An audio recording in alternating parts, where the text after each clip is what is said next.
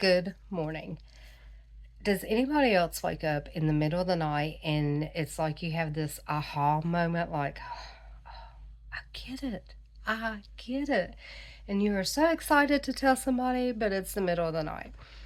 So this morning, I was like, okay, I'm going to share this. And I thought I'm going to get into the word, Lord, clear my mind of everything that is not of you. And I opened up my Bible and I was like, okay, what am I going to read about? This is exactly where it was. And once I tell you what I was thinking about, you're going to be like, yes, that is a God moment. Job's three friends. Now, when Job's three friends heard of all his adversities that had come upon him, each one came from his own place. And I can't say their names. Eliphaz the Temanite, Bildad the Shuhite, and Zophar the Naamahite, for they had made an appointment together. For they had made an appointment together to come and mourn with him and comfort him. And when they raised their eyes from afar, they did not recognize him.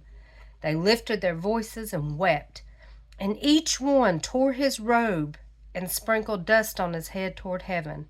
So they sat down with him on the ground 7 days and 7 nights, and no one spoke a word to him, for they saw that his grief was great.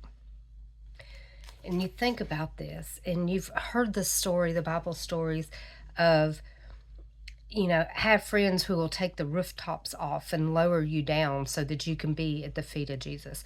Well, last night we went to the well, and just to take a minute and step back, and I don't know, 200-300 women, it could have been more, it could have been less, but there was a multitude of women who made an appointment, who took the time to make the appointment to come together to do nothing other than worship Jesus. And so I just took a moment back and I thought, the whole song, I was just like, God, thank you. Thank you for the joining of all these women. So you're standing there and you hear I actually even thought, I was like, my gosh, this is what heaven is going to sound like. This is what heaven will sound like. And it was just, I was like, God, thank you.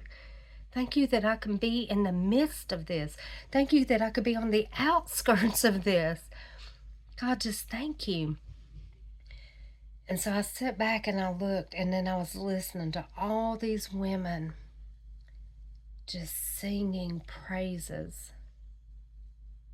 And it was in awe. And I was like, God, you are just so absolutely amazing.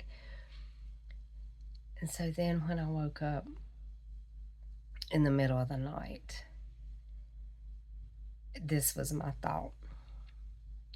If you are, let's say you're at a football stadium and you're on the winning side, the winning team, like let's say West Virginia is playing somebody and you're on the West Virginia side, and your team makes that touchdown, that whole stadium, they're like, whoa, yay, whoa, they're clapping, they're excited.